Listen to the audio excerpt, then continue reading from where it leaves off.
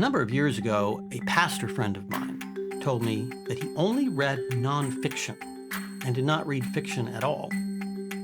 I told him I was considering doing something similar. "What's that?" he asked. "I'm thinking of breathing with only one lung." It took him a few seconds, but he got my point. He was employing an assumption about literature that I've often encountered. While nonfiction deals with truth, fiction deals with imagination. Why read about imaginary things when you can spend your time reading about truth? I was trying to tell him that sterile facts are not all we need in order to live a meaningful life. In Charles Dickens' novel Hard Times, the constant refrain of the schoolmaster Thomas Gradgrind to his children is, "Never fancy." Gradgrind is the paradigm case of the narrow rationalist who sees only the quantitative and the material aspect of things, and is blind to the qualitative and the poetic aspect of things.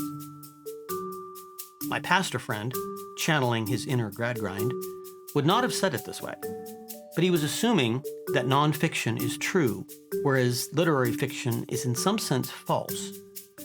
Shouldn't our concern be with the factual and the truthful, rather than with the made-up or merely fanciful? Is it true to say that literature is false? Why would anyone think this? It is true that the events in the story are not factual. When I read Jane Austen or Charles Dickens, I'm reading about people who did not exist, doing things they never did. But are these stories therefore untrue? And is it a fact that only facts are true?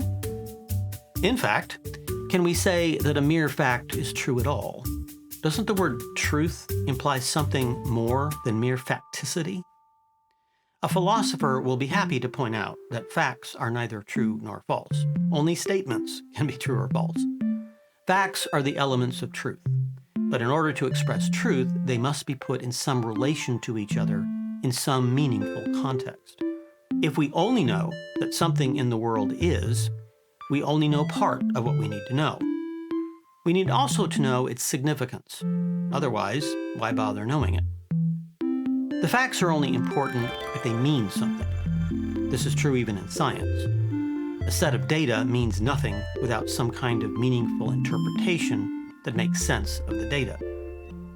The data tell a story, but it takes an intelligent mind to see what the story is. An intelligent mind that has an imagination, not just an intellect.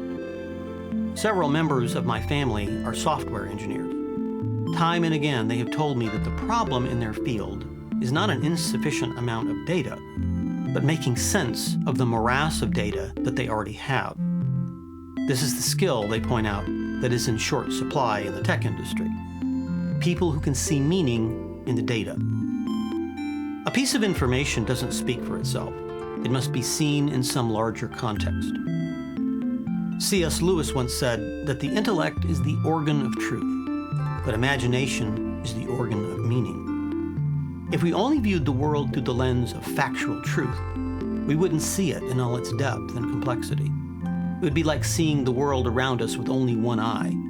We would see it, but only two-dimensionally. We need both eyes, truth and imagination, to see the world in all its fullness.